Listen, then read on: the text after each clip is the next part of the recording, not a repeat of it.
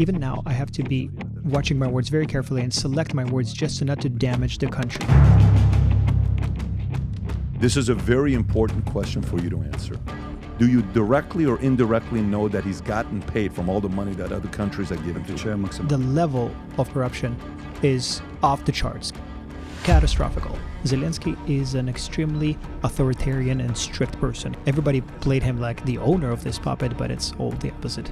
You know what they're going to do in your country if you go out there and you talk like this? You think they're going to let somebody like you win? I think I will win. Really? Yes. Really? Who do you trust more, Zelensky or Putin? Putin. You trust Putin more. Why is that? Because the enemy is a better teacher.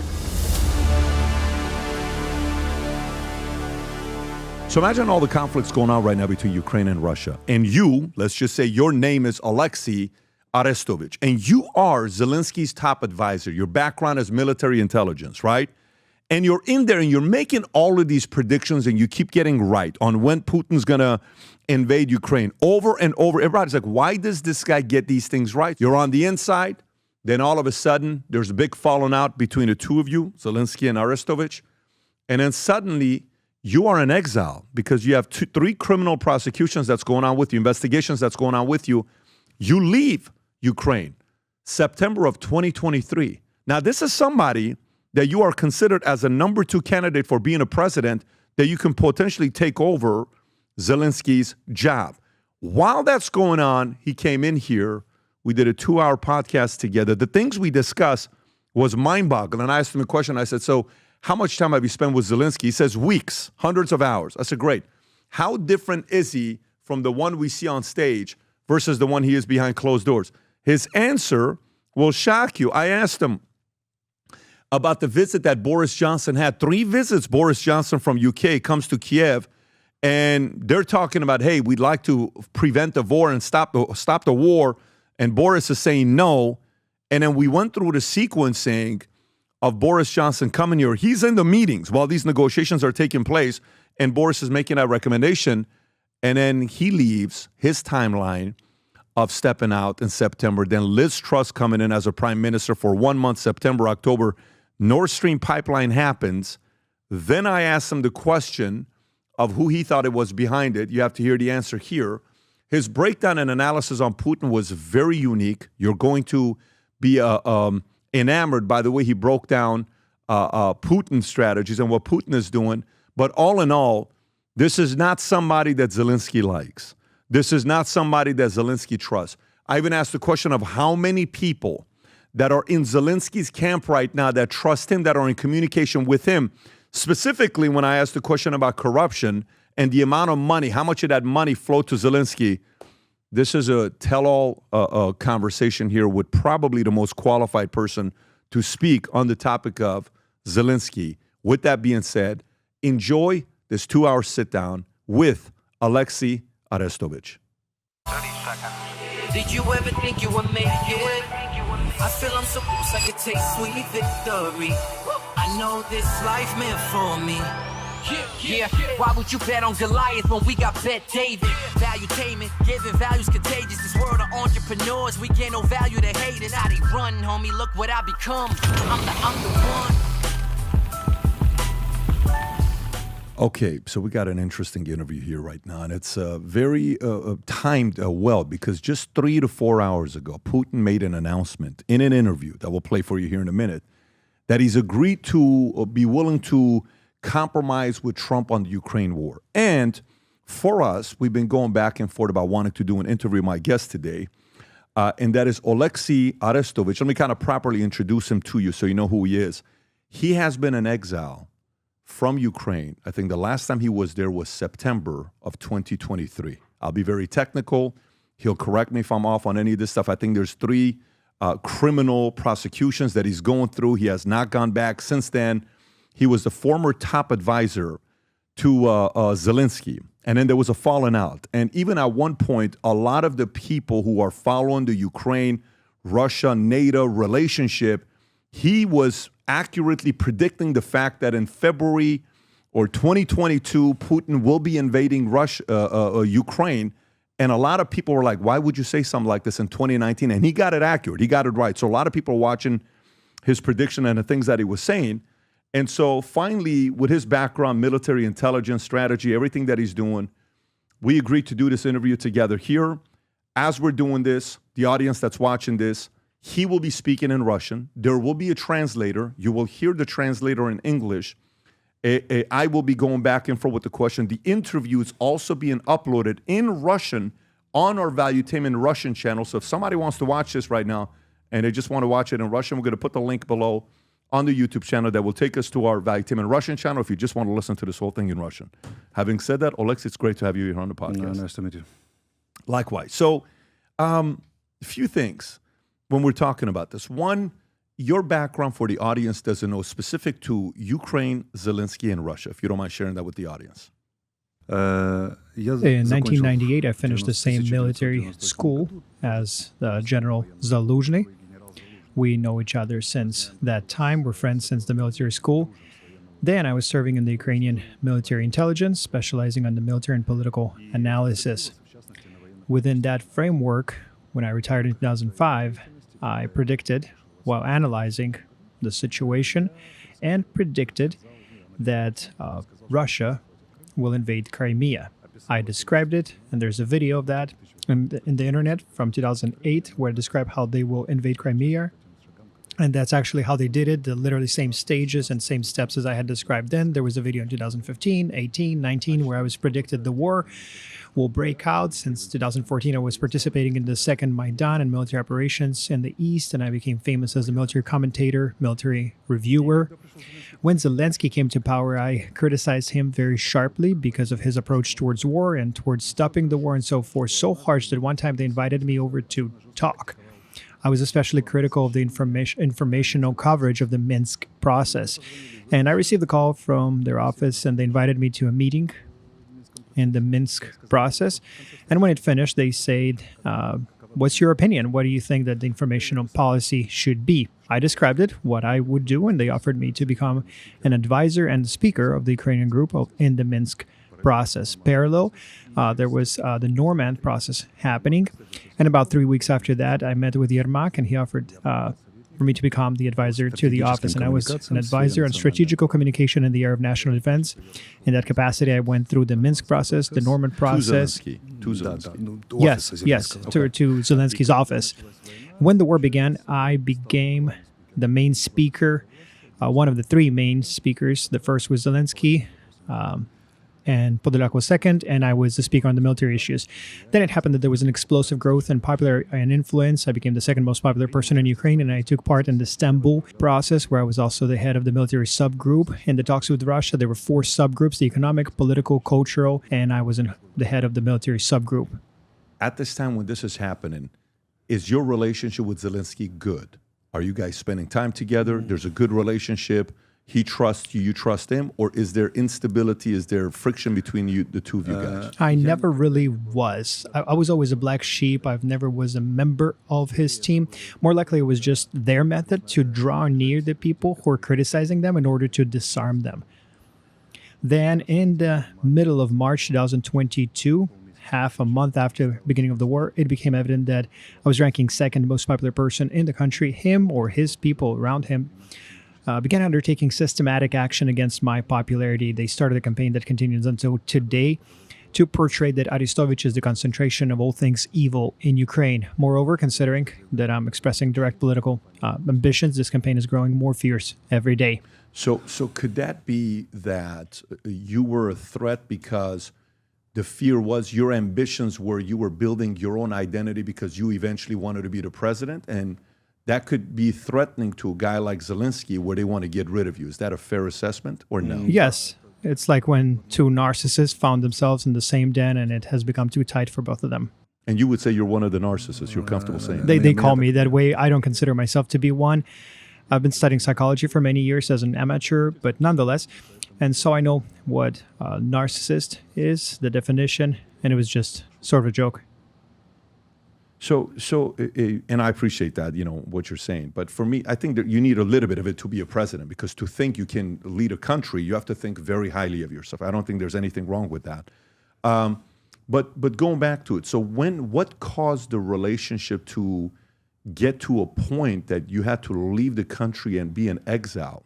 What led to that event? Look, in 2000, the steps were as follows. It began in March 2022. Then later in July of 2022, I was given an interview to a very famous Ukrainian journalist, Dmitry Gordon. I openly stated there, he asked me if I was going to run for president, and I said yes. And since then, it was clear that the set of problems standing before Ukraine resonates with me, and I understood that this is my life goal to help Ukraine to resolve these issues. I have my own views on those things, and after that, there was a totally crazy campaign that was set in motion against me, inspired particularly by people surrounding Zelensky, and not only by them, but also other political opponents. The systems began working against me.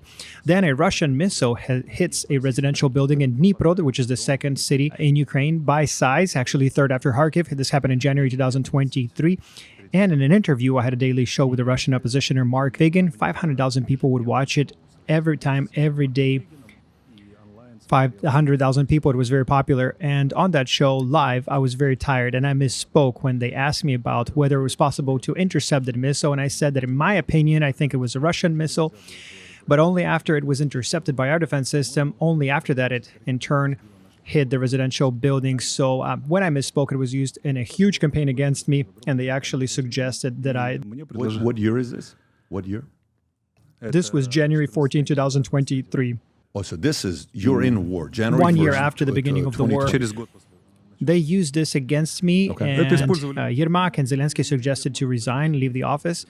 At that point, it was already clear that we differ on a whole range of issues. In particular, one of them is the fate of the Russian church in Ukraine, or the Ukrainian Church of the Russian Patriarchy. While being an advisor, I publicly spoke out in his defense, also on some other issues. And so, to be honest, I was happy to leave because the totality of contradictions between me and their position was critical in size by then. But since I was phenomenally popular in Ukraine and beyond its borders, I had a lot of invitations to all kinds of international conferences on security. And they were not able not to send me there. I would regularly travel, go there, represent Ukraine in my particular opinion. And then in September 2023, while I was in the U.S., our visits coincided, my visit and President Zelensky's. And in one of the programs, I was asked to comment on his visit, and I assessed it as extremely unsuccessful. I changed my rhetoric and predicted all of the troubles that we now have, because during NATO summit in Vilnius in June 2023, and during that visit, in those statements, I saw all the problems that we have now. And I was warned. And American professional, will not name the person, not to return to Ukraine. I laughed. I already had my return ticket to Ukraine, so I laughed. I said, this cannot be how I'm the second most popular person in the country. Who and how would do that, and so forth. Moreover, I myself come from intelligence services background, and I know when it's a real threat and when it's not.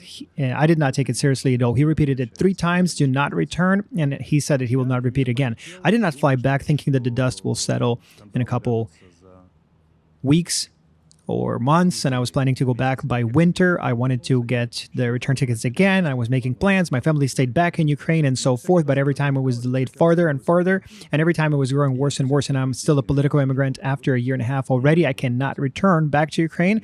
They opened 3 criminal cases against me, not directly, but still, to be exact, 2 criminal cases, and until now they're still trying to open a 3rd one, to be completely exact. I have a school of philosophy and psychology where I teach with more than 60,000 students from 60 countries. And right after that interview, they began pressuring the administration of the school. They hacked everyone's phone, they installed wiretaps in their homes and cars. There was a demonstrative surveillance set up after the lady who used to be the school's administrator, and she was on the 8 months of pregnancy. So that was the story. The security service came to my house undercover right after the interview. But overall, even then, it didn't stop me. I wanted to go back calmly, but I was seriously warned from the American side that I should not go for now. And this for now continues until today and is being delayed farther and farther. Got it. So the story you're talking about in January 2017, this is when the Dnipro remarks, right? Where yes, you were asked to resign. I think you made a resign after stating that the Russian Kh-22 missile that killed 44 people in Dnipro may have been shot down by Ukrainian air defenses. This fundamental error as Yes. Arestovich called it, sparked widespread anger in Ukraine, where parliamentary signed a petition for his dismissal. Is Yes, this the story yes. that you're talking about? Okay. Yes. So, and I think later on you came and you publicly wrote and you gave your sincere apologies to the victims and the relatives and residents of Dnipro and everyone who was deeply hurt by the comments that you made. So that was a following up with you and Zelensky. I publicly apologize, even though until now, honestly, it was just a gesture of politeness and condolences for the deceased because there were no formal basis to apologize.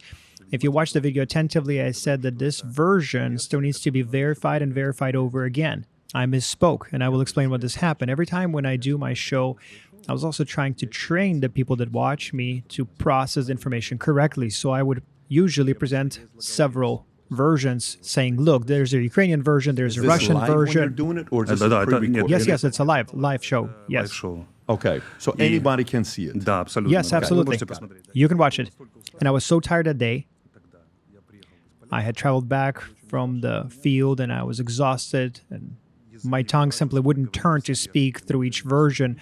Moreover, my co-host interrupted me and said, yes, I think it was our intercepting rocket that hit the Russian missile, which in turn hit the residential building. But I said that it needs to be verified and verified over again. That's all I had strength to do. Then I went to sleep. In the morning, I woke up and there's this huge scandal, and it was blown up by the participation of the Russian media and the media from our fifth president, Poroshenko, and then, who is now in opposition, and as well the networks of our president's office, as strange as it may be, their social channels and all the rest. So it was a big and fiery story. So for you, because one of the things you pride yourself in your intro was the amount of times you got predictions right, okay? 2014, 2008, 2019, hey, you said this is what's going to be happening. When this happened and you made a comment like this and this error that was made, did that hurt your credibility at all? Did people say, yeah, you know what, I thought I can trust him, but no, I think he's just trying to do this because he wants to undermine Zelensky and he wants to one day be off. His ambitions are getting in the way. Was it viewed that way by certain people? Many smart people understand this, but you need to realize the atmosphere in Ukraine. The people, most of them carry an emotional trauma from the war. It's very severe, and it does not let them think freely.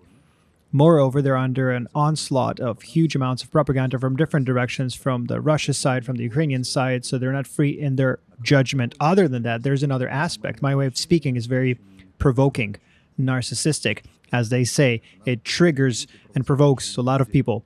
I predicted this in March 2022, at the height of my popularity, when I was crazy popular with people, would not go to bed without hearing me. They would not wake up without me. Military people would listen to me, from generals to housewives. Everybody would listen to me. Everybody would listen to me before going to bed and so forth. So they asked me, how is this all going to end? And I said that they will call me a traitor. This is on video. And how did I know? Because it always happens in therapy, and I was providing some sort of therapy for the Saying this nation. while you're in Ukraine. Да, Yes. да. I said this at the height of my popularity. It was the third week after the beginning of the war, and I said that they will, in the end, call me a traitor, because that always happens when people put their hopes on someone, and then the life happens, and their hopes don't come to pass, and the person they place their hope upon becomes the worst person in the world. It's a known phenomenon in therapy, and I was able to foresee it. Today, people, their attitudes towards me are very harsh and emotional. Figuratively, many people deify me, carry me on their arms, and consider me Messiah and Savior. And there are people who hate me and consider that I'm the concentration of evil and everything, the worst things that could happen with Ukraine. Yes. If you were to put total amount of hours you've spent around Zelensky, where you're around him, not phone calls, physically around him, how many total hours have you spent with Zelensky? Well, in the past, you see, the politicians, they trade in audience. Always. That's the main currency that a politician handles. So any audience is carefully protected. I would see Zelensky several times during the period from 2020 through 2022, including the times when I would stay in the office along with him and Yermak, resolving a list of specific military issues. For example, appointing Zelensky as a commander-in-chief.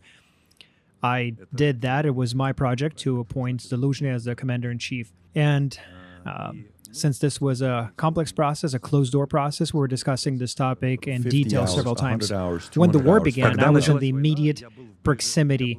I'm just trying to be precise. I was in the immediate proximity with Zelensky. How many hours would you say? Like It how would many be hours weeks. together? Weeks. Yes, hundreds of hours. Okay, got Сотни it. часов.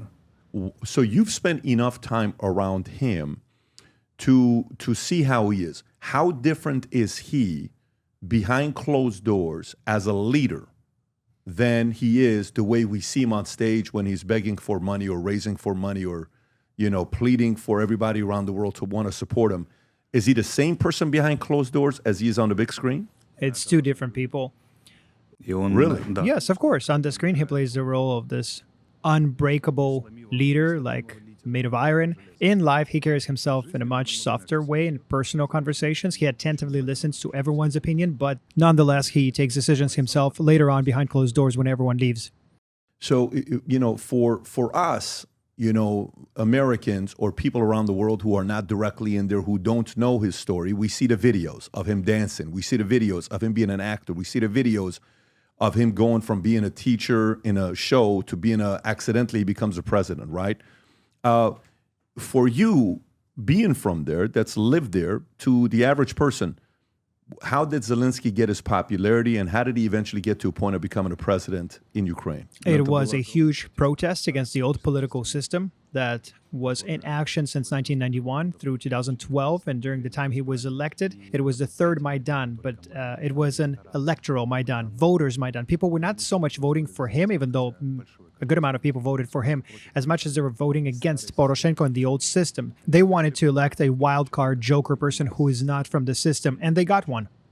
1991, he's 13 years old, right? This is when the negotiations taking place. I'm thinking you're talking about the Budapest memorandum, the whole conversation that's happening. Hey, if you give us the 1,700 nuclear warheads, we will give you protection. That's what we'll do. And then from that moment on, I'm more interested in Zelensky. So were the puppet masters looking to see somebody that they can use, and Zelensky was perfect for the puppet masters?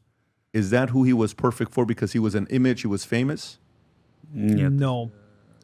There are two main legends around Zelensky's name. The first is that he's someone's puppet, that Kolomoisky, for example, one of Ukrainian oligarchs. And the second one is that really Yermak runs everything and Zelensky is his puppet. But it's not so. Zelensky is an extraordinarily harsh and authoritarian person. He controls everything. And Yermak, when he says that he's just Zelensky's manager, it's true. He's not exaggerating. There are places and issues where they do not let Yermak in, where he decides single-handedly, and the list of all those topics is not so short. And Kolomoisky is currently in jail. Everybody was portraying him as the owner of the puppet, but you see, they were pushing this legend, but you see how it all turned out to be. Well, that's complimentary for you to say that, because, if one would think, you would say, no, he doesn't know what he's doing. He got lucky. He's done the job because other people are using him and all this other stuff. You're saying no. He actually knows exactly what he's doing and how he got into that position. Absolutely. Oh, really? Wow. Okay. So who is Zelensky to you? When seeing, raising capital, raising money, hey, give me more money here and all this other stuff. Is Zelensky, in America, we were divided. A lot of people were all about, hey, Putin's a bad guy, Russia's horrible, he's an evil empire, he's a modern-day Hitler, he's whatever, we just got to make sure this guy, we got to take him down, and we got to protect Ukraine. And everybody was wearing the Ukraine flag, pin here. Everybody on their Twitter profile, their pictures, Instagram, shirts, jackets, it doesn't matter who you were, everybody had the Ukraine pin, a lot of people. And a lot of people fell for it, right? And what a noble man Zelensky is, person of the year, he's amazing, he's doing all these great things. But that's the image a lot of people had, and gradually his popularity around the world has declined. It's not what it was a year and a half ago. It's not what it was 2 years ago. But from your perspective, who's Zelensky to you? For me, Zelensky is a person that when life threw challenges at him, they were beyond his competency. Meaning, if perhaps he was a president during peaceful time, perhaps he could manage. But when his life confronted him with war, huge challenges, first COVID, then the war, he could not handle it. He simply was not able to understand and resolve the problems posed before him. Moreover, from my point of view, this is a person who de facto deceived his voters. He promised them one thing and practically did not fulfill not a single election promise, especially those key issues. Ukraine has about 25% of desperate nationalists who in their extreme nationalism rolled down to chauvinism, especially with the war trauma. 73% of voters voted for Zelensky, practically the entire remainder. We're talking 25 and 73. And to them, he promised a wider multicultural project where people who speak in Russian, for example, and Russian culture is an organic part of Ukrainian culture. And so this is why they voted for him, because he said that he will not allow to split Ukrainians based on the language they speak and what church they go to. But he did not do any of that. He did everything to the opposite. Poroshenko, at his time, announced his famous concept stating army, language, Ukrainian language, and faith. And he consolidated around 25% of voters around himself, and the rest voted against that. In the result, Zelensky's administration, it turned up that he supported that very same project, and today Ukraine is facing a serious violation of constitution, and he himself is supposed to be the guarantor of constitution. Human rights violations, brutal violations, persecution of the church, etc. And I began criticizing that when I was still his advisor to his office, because for me, my personal motivation is very close toward a religious one. For me, the issue of conscience, honor, precision are key issues, the issue of truth. And I'm not able to stay silent, and even now I'm not silent because he, with all of this negative attitude toward what he does, he's the head. He's the president and the head of our country that's at war with a superior opponent. So in my rhetoric and my critic, and I'm being officially in political opposition to him, I must at all time carefully choose my words to make a distinction between the office of the president of Ukraine and Volodymyr Zelensky as a person. I'm trying not to damage the president of Ukraine, rather to hit particularly Zelensky himself. And this may have a negative appearance as if I'm waging a personal war within him. That's not true. It's not the case. I'm criticizing him as a political leader that is making mistakes, in my opinion, including strategical mistakes on the inside and the outside, refraining from waging war as a matter of principle. But oftentimes, such reputation may get created. And at all times, even now, I have to carefully select my words as a matter of principle so as not to damage the country. And it's not easy. I can only imagine. And I'm assuming that's why you chose to speak in your native language, because you do speak English. I speak English, and I could provide this interview on the English. You know the technicalities of words. But I have to be specified, very specified. I totally respect it. Accuracy, I get it, specifically in this position that you're in. Yeah, I mean, when you think about, when I look at the numbers, when he won in 2019, 73.22%. And he said, I promise I will never let you down, right? His words that he talked about. Now, transitioning into where we are today, okay? So let's go to Putin, in your eyes. When you break down the history of what's happened between Putin and Ukraine and Russia and the history of it, I'll even give you a timeline here in a minute, and when you see it, I'm sure you recognize the timeline. You're very critical of Zelensky, very, based on what you're saying. What is your impression of Putin, when you think about what he's doing with the war, with the way he's handling it, with the fact that, U.S. put sanctions on him 2 years ago. I think it's been a little bit over 2 years that he's had the sanctions. It's affected the economy, the inflation, what they're going through. But what do you think about what Putin did with the first actions, your impression of him? Putin? He single-handedly took several decisions, single-handed decisions that are directed against my country. And not only. The first is that when he took away Crimea in 2014, then the whole activity in Donbass and full-scale war that began in 2022. He is the leader of a country who single-handedly took a decision to go with military aggression against Ukraine, and I qualify him as such, no less, no more. That's officially. Unofficially, I have my particular opinion about him as a person and political leader and how he came to that life. Better said, to those decisions. I openly state that, which does not add to my popularity among many Ukrainians, because I have my own view of things, and if you wish, I can share this with you, but it will take 3 to 5 minutes. It's a long text. I would love to hear it. I want to hear it. From my point of view, Putin, upon completing the Leningrad University and working in the West, and he comes from political intelligence background, he is the most pro-Western Russian politician until now.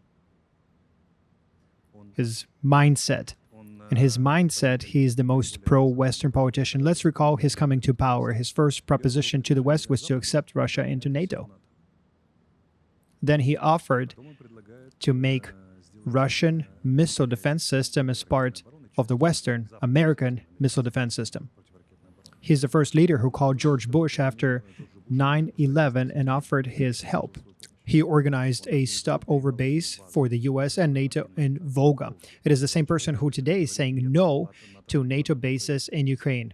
And Americans, during their campaign in Afghanistan, were using Russian territory in their stopover bases in Russia.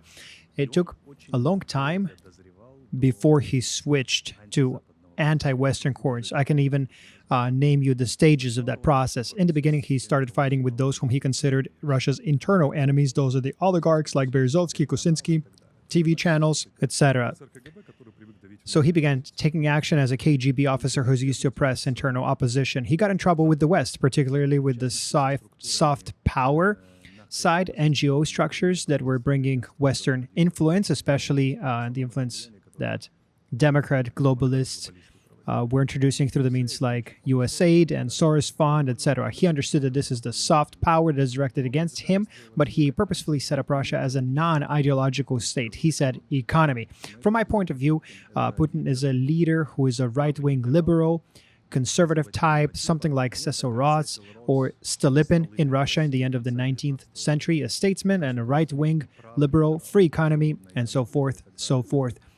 But he has a KGB officer inside him, and he has some traumatizing experience back from St. Petersburg times when he was Sobchak's assistant, who was St. Petersburg mayor at that time. And as they say, he was intensely interacting with criminal structures, and it left a definite mark on him. So these are the three sources that formed his personality. He was asking to join the West with all his might, but then the revolution takes place. Let's say in 2002, when Ukraine officially under President Kuchma is taking the decision to join NATO. With the background of Chechenian campaign and Russia blaming the West for meddling and supporting Chechenian Mujaheds, he took it extremely painfully. Then the revolution in Georgia happens, in Caucasus, which is a key area. For him, he takes it as a Western, particularly American expansion right in Russia's underbelly. To put it that way then, the first Maidan in Ukraine, the Orange Maidan, 2004, he takes it as a Western intelligence agencies, in particular American agencies, directed against Russian influence. Then, some time passes, and in 2007, it's his famous München speech, where he declares that he's now enemies with the West. It took him 7 years to get to that point, and they begin planning a definite large-scale special operation against Ukraine.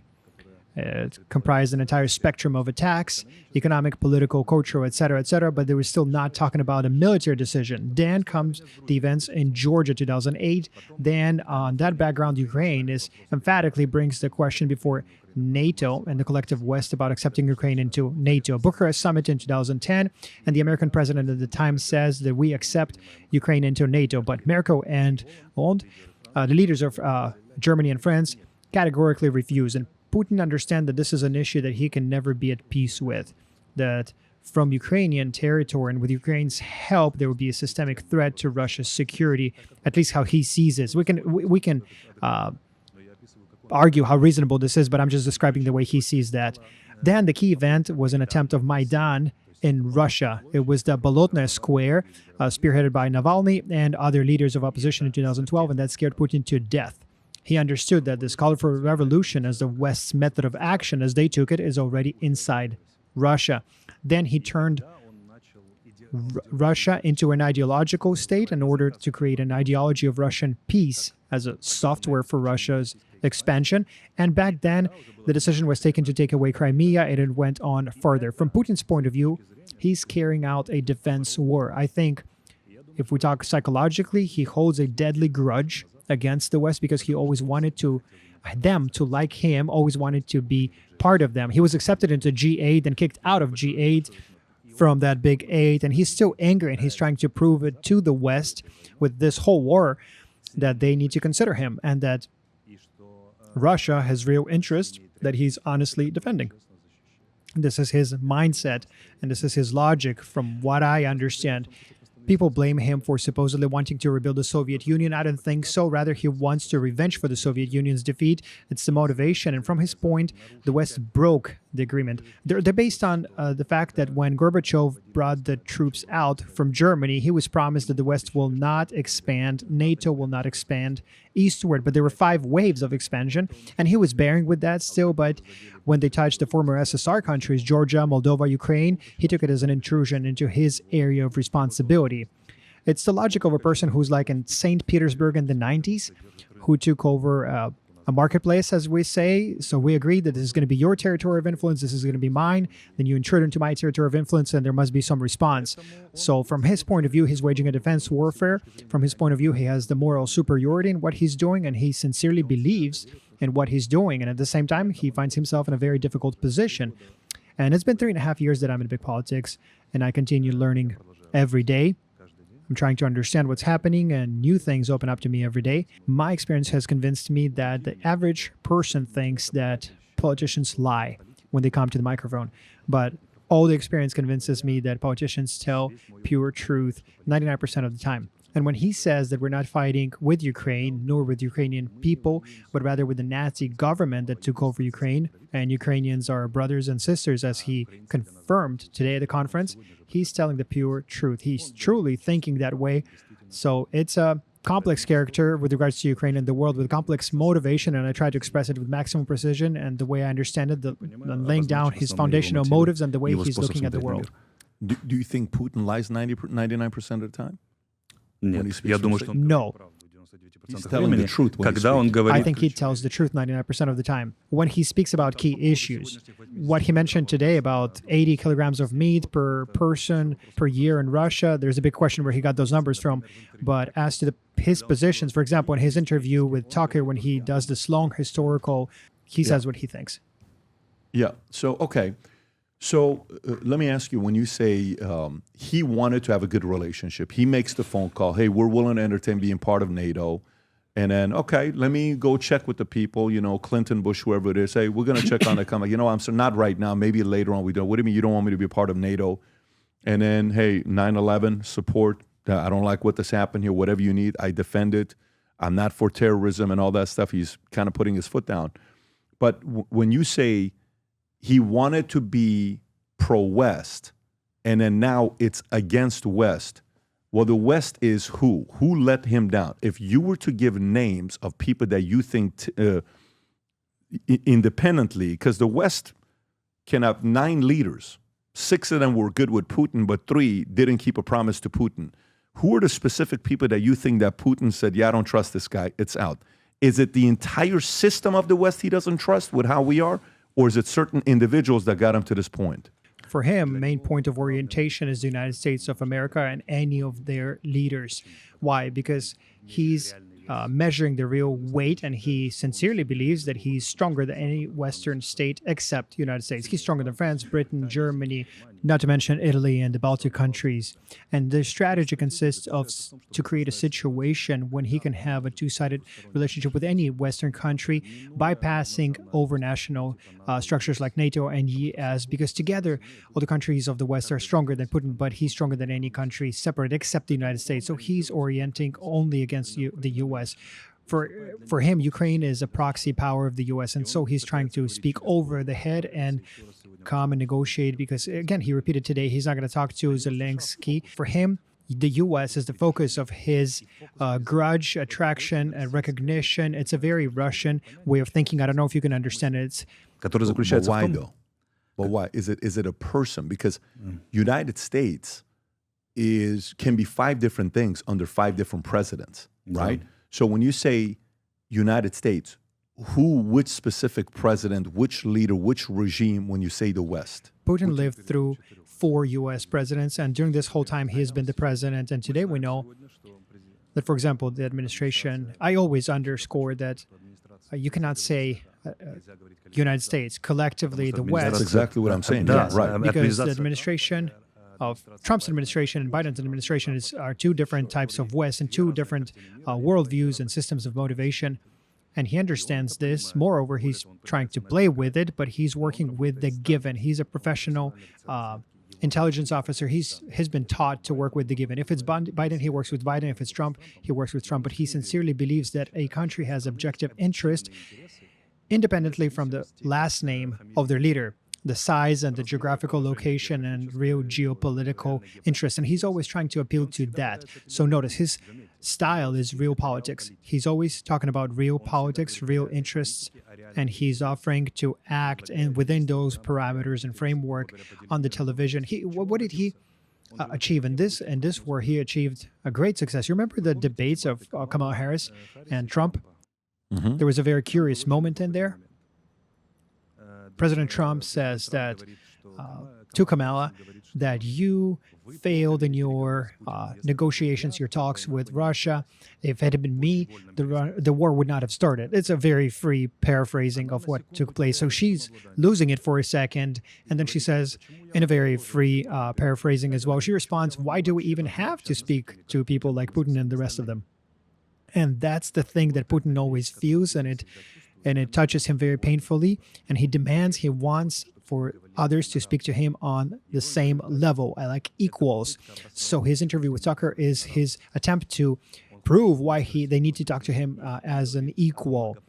And he's talking about a multipolarized world, not just the United States, who had usurped the power and were telling everybody else how to live. So in this war, he's posing as the representative of the global South. He tried to put China, India, and BRICS and the Arab world on his side. So he's showing them, like, I'm the person who is capable to stand against the West, this neo-colonism that they're promoting. So he's discussing those terms. For you, I'm the defense against that. And the summit in Kazan, when his political isolation was torn apart and tens of world leaders joined him. So that's the culmination of this war of 2022. He is showing that I managed to be this ram from the global South and to force the West to face this new political reality where the world is not single polar anymore, and that it doesn't matter who the president of the U.S. is, even though things changed after Trump.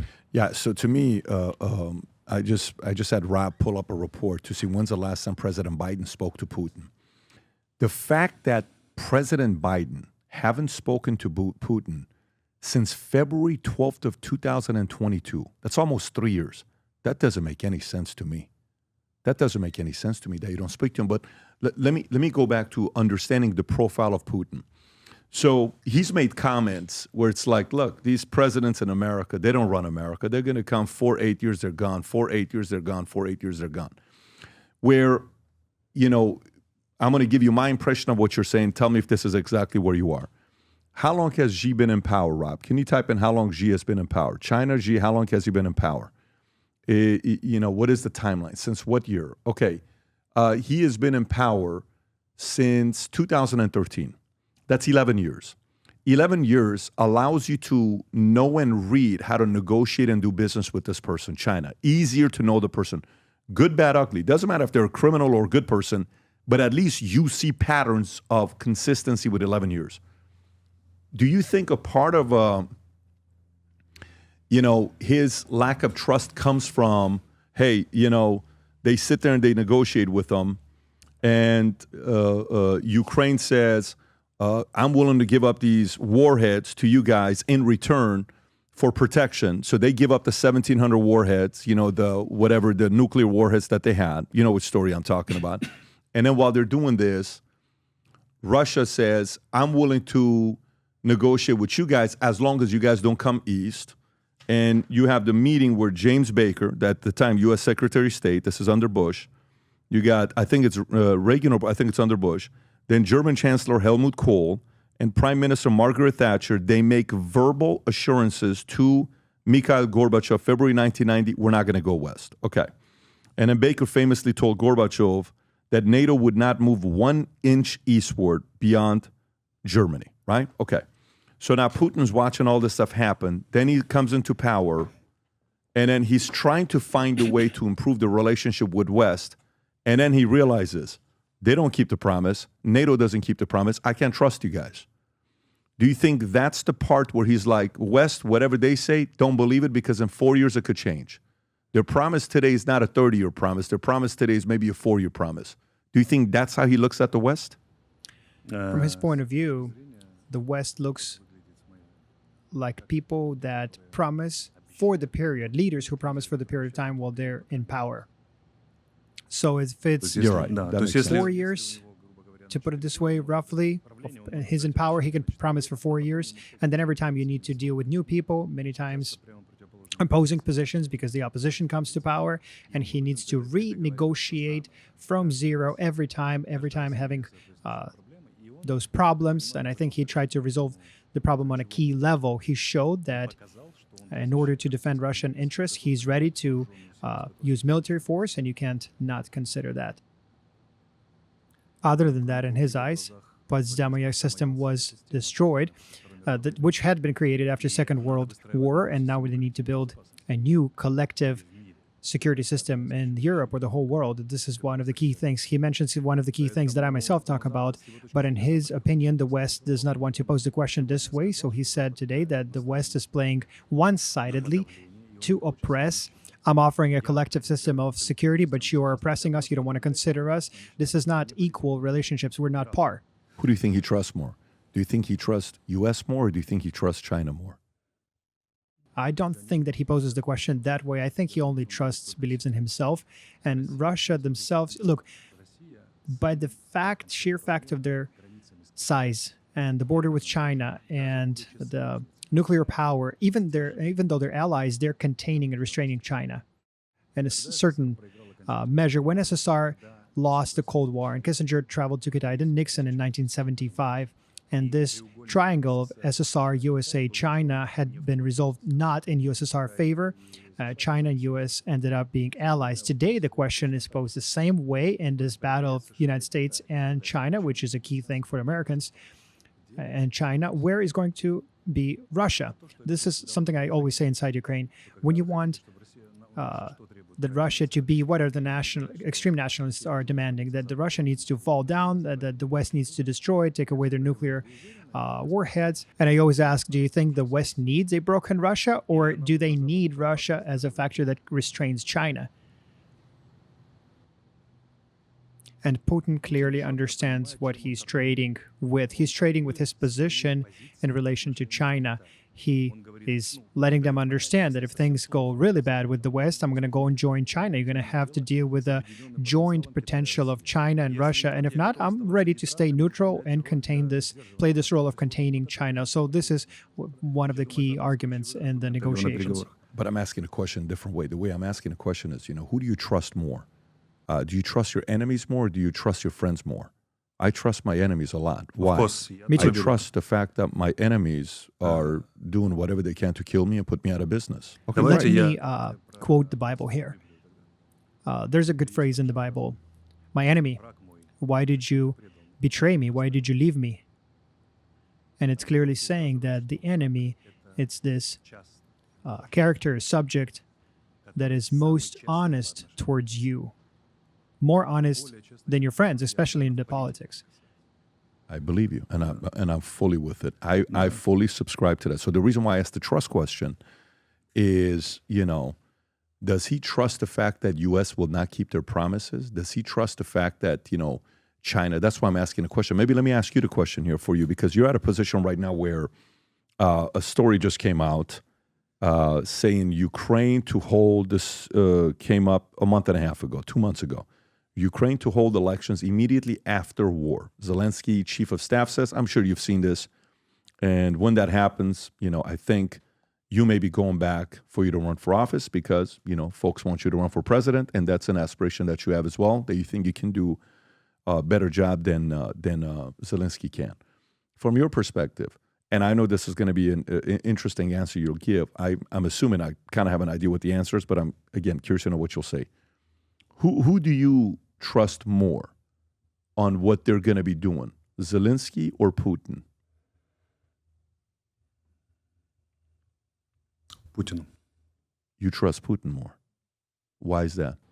Because the enemy is the best teacher. Putin is my opponent. And it's an honest battle. But internal politics is always dirty. And usually your best friends are the ones who betray you. Have you ever spoken to Putin? No, never spoke with him. Officer, we have incompatible ranks. You've never been. You guys have not spent time together. No. Okay, got Never. it. Well, I'd be curious to know what that looks like. But by the way, going back to what we're talking about with the war. Okay, war starts. It's been chaotic, tragic, lives, reporting, numbers. You're on the inside. We'll watch the news. The news will tell us, 198,000 Russian soldiers have been killed and 550,000 have been wounded since the beginning of the war. And we'll hear these numbers gets bigger and bigger and bigger. And then reports will come for Ukraine and say, we've only lost 31,000 soldiers. That number today as of December is 43,000 soldiers. But this is what the media is reporting us, and we have to believe it. What is the real number? I think that the real numbers, according to my evaluation of killed and missing in action in our condition, what that means, killed and missing, it's around 150,000, more or less, and about 400, 500,000 of injured. And Russian losses are 3 times as large, I think, of killed and injured. But we need to understand the next issue. Our ratio of killed and injured is better. Ukraine has a very good military medicine. So for 1 killed, we have 5, 6 injured. In Russia, it's 1 to 2, 1 to 3. They have a very poor field medicine. And since they are attacking for them, they have a larger problem evacuating than us. And so they're losing in that ratio between injured and dead. So many people die right there in the field. So they could have 350 people killed and only about 600, 700 people injured. And not the way it was supposed to be, 1.5 million, if the ratio would be as in developed armies in the world, like in Ukrainian army. Do you remember the story that came out that said, Ukraine dug up 2 million graves because of what's going on with war and all this stuff? Do you remember this story or no? 2 million graves? Yeah, the story came out that Ukraine had built out multiple places to be able to bury a lot of lives. And so that reporting speculated some people to say, whoa, maybe, Ukraine's lost more people and we don't know about it. You're saying Ukraine's probably lost only 150 to 400 and maybe, Russia's lost 450,000 to 1.5 million people injured. I think it depends how you count it. They're very specific place in this whole thing is losing the people who were drafted from the occupied territories. Sorry, yes. So there's a specific place, and this is the loss of people that were drafted from our occupied territories, Donbass, Crimea, and now it's even Zaporozhye and Kherson regions, and people who died, being Ukrainian citizens, died being part of the Russian army attacking us. So what did Putin do? He forced Ukrainian citizens to fight against other Ukrainian citizens, drafting them from those DNR and LNR. From there, about 70, 80,000 people died. How do we count those? Is this a loss on the Russian side, or Ukrainian side, or a separate category? It's a big question. It's not a small amount. It could be up to 100,000 people. So this is why the general correlation, it's 1 to 3. And Kellogg, one of the representatives from Trump. How is that possible? How is that possible? For the average person, how is a smaller country like Ukraine able to kill 3 times the amount of people to a powerful country with the second most nuclear warheads? On some numbers, they're first. How are they able to do that to a nation as big as Russia? That's a typical ratio on the battlefield between the attacking and retreating, or better said, attacking and defending sides. We are defending. Everybody who is attacking usually carries more losses. For them to not carry more losses, they need to have a radical technical advantage, but they don't have that. Moreover, in 3 times the amount, so the 3 times. Yes, you look, there are battles when it's 1 to 10, 1 to 15. That's on average only comes to 1 to 3, 1 to 5, I would say, more or less. Got it. Okay. So, when you're watching, I don't know if you saw what Putin said earlier today. Rob, if you don't mind pulling up the clip, just 3 hours before you got here, Putin was being interviewed, and he's being asked a question about his willingness to negotiate with Trump for the Ukraine war. And if you want to kind of get one side of the mic on, you can hear what he has to say if you want to put that on. Rob, if you want to play this clip, here's Putin. Go for it. My offer to the President-elect Trump when we meet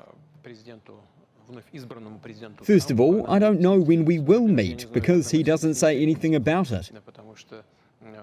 I haven't spoken to him for more than 4 years, and I am ready for it. Of course, at any time. And I will be ready for a meeting if he wants it. Politics is the art of compromise. And we have always said that we are ready for both negotiations and compromises. It is just that the opposite side, in the literal and figurative sense of the word, refused to negotiate. And we are always ready for this. The result of these negotiations is always compromise. Do you believe him? Да. Yes. Okay. He demonstrates a consistent position since March 2022, since Istanbul negotiations. And you notice today he said that the basis for us is the Istanbul talks and the real position on the ground, and we are ready for compromises. Putin is a very complex person, but he has two remarkable qualities, real or figurative. In parentheses, he perfectly, impeccably maintains the same line that he announced, and in the eyes of everyone in Europe, everybody he deals with, he stated clear goals, and he showed that he can achieve them by force, but he has not changed the goals. He consistently says the same thing. Istanbul talks, we're ready to talk, and etc. It's more Ukraine, more likely here, that looks like an unpredictable partner that from one side is showing itself as a victim, as the suffering side. From the other side, Putin, it's making us to look like we are constantly refusing to negotiate. This is what happened today. So he's building a perfect trap. See, the first step, he says, we're ready to talk. Step number 2, he says, I'm ready to compete with the West over Kiev and try Oreshniki, which is the mass destruction weapon, and let the Western air defense try to protect them from that. And number 3, he says, I'm not going to talk to Zelensky at all. He's not a legitimate leader. If he will be reelected, then I'll talk to him. So this is a slap in the face to Zelensky. It's like a red rag. So when Putin says he's not legitimate, how is the West hearing this? Zelensky is a horse who's not even going to participate in the race. Why would we even bet on it? So he receives this emotional trauma, plus this Oreshniki, this threat to Kiev, and they react very sharply. And it's just street cussing and swearing, him and Yermak, publishing this, posting this outside of any political relations, even between countries in war, just cursing, swearing. And now Putin says and shows this to this world and says, I'm for peace. I'm ready to go for a compromise. But these people, you can't even talk to them. You can't be negotiating with them. And this is how we look in the eyes of the whole world. Because with this whole offer and this provocation, how did we react? Saying bad words, calling him names, which liquidate any possibility of normal talks. Even thinking about it, even just a ceasefire. This is why Putin has a very clear position. He took it in the spring of last year. It was corrected since 2022. Zelensky is not a legitimate leader. He's over his time. He does not represent the people of Ukraine. We're ready to talk, but for this, we need compromises and the people in power who are legitimately there, and he has not changed position since then. Since that time, we called him names, got to intrude into Kursk Oblast, and we did many times things that undermine Ukraine's image as the country that really desires peace. Now, the Prime Minister of Hungary spoke twice about the Christmas truce and exchanging prisoners of war, and our government very harshly reacted to that, saying nobody authorized Orban to do that. So for Zelensky and his emotional heat, I don't know if he noticed this, but they are painting him as the only public political figure who is against stopping the war. And I am warning them publicly through my direct statements. And I'm sure that they are watching me in Zelensky's office. Look what they're doing to you. They are constantly putting you in a position of people who are against stopping the war. And you're the victim side. Putin, on your background, begins looking like an adequate, reasonable person who is offering peace, of course, on his own conditions and achieving what he wants, his goals. But this is a very dangerous road, and he is outplaying us.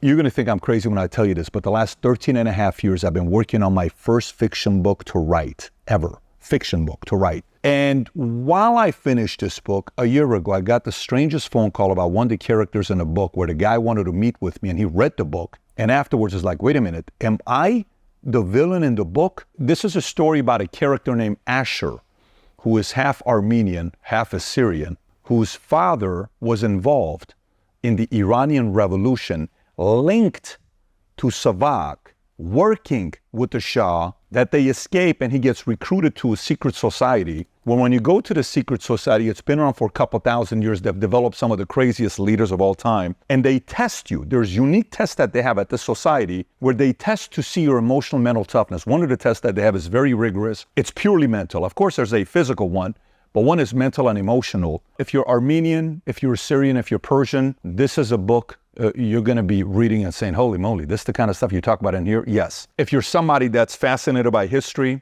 this is a book for you. Characters. There's a technology that this society, secret society, builds where you go into a vault. I won't spoil it for you. When you go down, they have a technology where you get to sit down and watch and have a 3-4 hour conversation with Tupac. You can set up a debate between Karl Marx and Ayn Rand. Karl Marx is in the book, who wrote Communist Manifesto. Ayn Rand, who wrote Atlas Shrugged, is in the book. Marilyn Monroe explains the concept of seduction and sex in the book. When you read the book, it's about development of the next leaders in the world and how they do it and how they've been doing it for many years. And it's also about how to prevent the end of civilization and how this organization goes about doing it. So, I've never written a parenting book before, but if I ever wrote a parenting book, this is the closest thing to it because it's all mindset, a lot of crazy stories. Again, 13 and a half years. Trust me, I told myself I will not publish this book until I sell my insurance company and I'm fully disconnected from it, where it's no longer my responsibility 100%. When you read this, if you're a creative person, if you like fiction books, if you enjoyed Atlas Shrugged, or if you enjoy Divergent, if you like books like that, I think you're gonna enjoy reading this book. It's the creative side. Business books is very easy. Here's how you do it, here's how this how it works. This is very creative. If you haven't placed the order yet, now you can order it on Simon & Schuster, Amazon. I'm gonna put the link up below somewhere here, maybe even in my profile. Go order the book and read it. I've never written a book where I can't wait to read your reviews to see what you think about this book. So I'm going on this wild journey and we have some plans with this book here. If you support the things that I work on, I would appreciate you going and reading the book, order the book on Amazon, and then post a review. So how do you think it's going to end? Do you think, let's just say the negotiation does take place. Trump gets in, they're having a meeting. It's just no question about it. They're going to have a visit. He's going to go over there and have to sit down the conversation. When they do, what do you think will happen with the territory and regions? You think Putin is going to get what he wants? I think that the real terms for talks, it would be freezing it on the line of fire that exists today. Putin will not go to talks with Zelensky, I think. That's 100%. He's not going to go only if Zelensky is re-elected again. Because Putin is a lawyer and he has this lawyery thinking. He always prefers to achieve, to be reduced to writing an agreement signed by who? If he considers Zelensky as illegitimate. See, Trump, he pushes forward like a bulldozer in a good sense of this word. I think he'll have enough strength and influence to do a double ultimatum for Russia and Ukraine and force them to stop the fire. But stopping the fire doesn't mean peace. And Putin will stop the fire, but he will not. He will talk about some agreements only with the next legitimate president of Ukraine, which the people will choose. And before that, there will be no peaceful agreement. So the President Trump, he can stop the war, as he said, but achieving a peaceful agreement is the next very difficult task. And we still don't know how the first is going to end up working out with the elections in Ukraine, what it's going to bring and how it's going to end. I say that the question is on creating a new system of collective security in Eastern Europe with participation of Russia, Belarus, considering their position, which can compensate and replace my system, which is destroyed. If we don't consider the interests of Russia, Belarus, and Ukraine, it's not going to work. We can stop firing, but we will not be able to resolve the problem in its core. Will be able, Trump, Putin, and you, leader of Ukraine, stop this war in the root? That's a real challenge. It's not going to be easy to achieve, but seizing the fire, it's possible. Yes. Yeah. Putin's called Zelensky an illegitimate leader heading a neo-Nazi regime. His words on what he called Zelensky. For you, with where you're at right now, how many of Zelensky's leaders, camps on the inside, call you and speak to you and tell you things that undermine Zelensky? Are you in communication with any of his leaders that reach out to you directly? Let me put it this way. I have fullness of information of what is happening in Ukraine in the most tight circles, to put it this way. But these are people that currently would be part of his administration. I have fullness of information. That doesn't answer the question. So I need to be very sensitive because I don't want to set totally these get it, people up. and I'm not looking for a name, but I totally get it. So because there's a difference between directly and indirectly, right? If you want this type of an answer, I have an answer.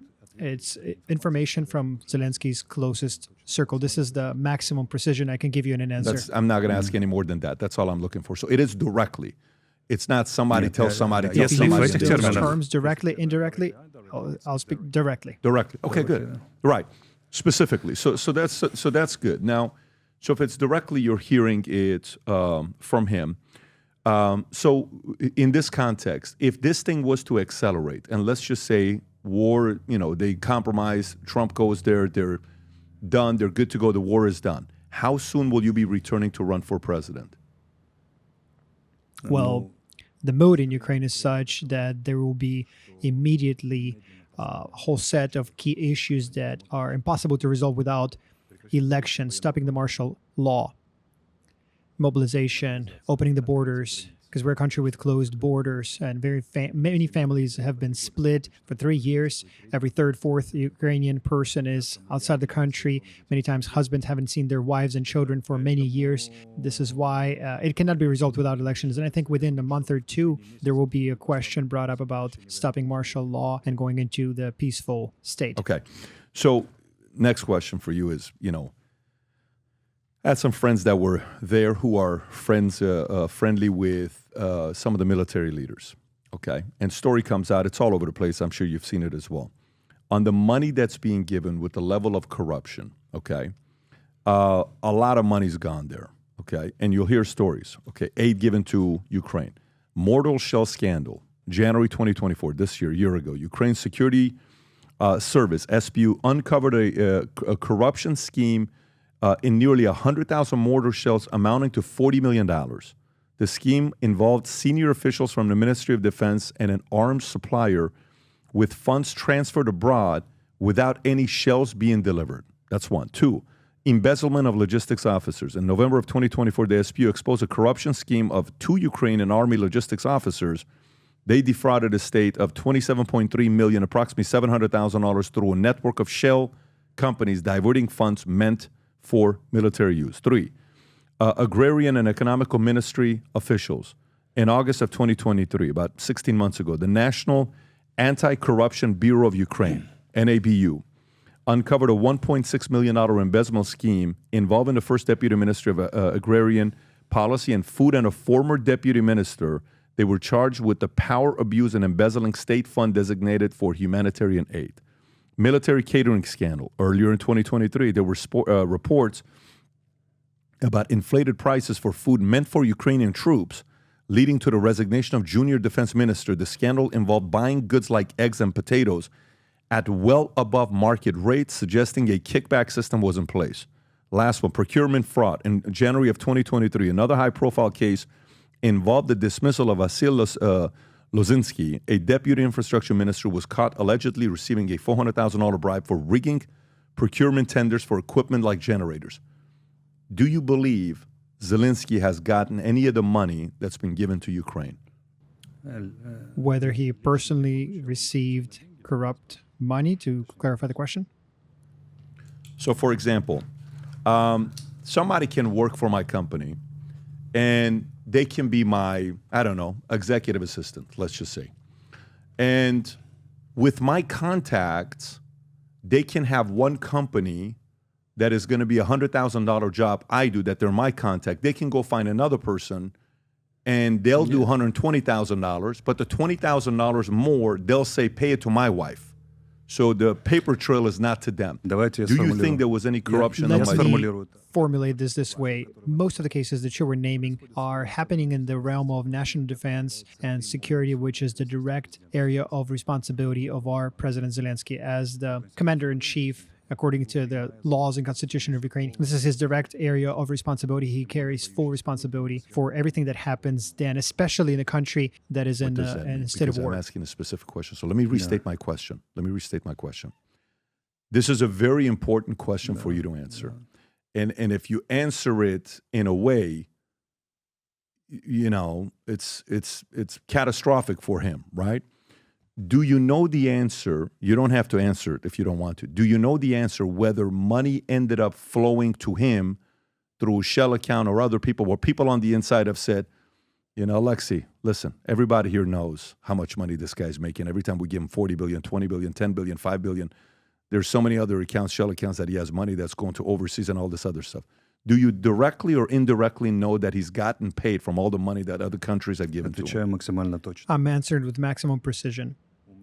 I do not have information that he received money from Okay. corruption scandals, but I can tell you for sure that the level of corruption is off the charts, catastrophical.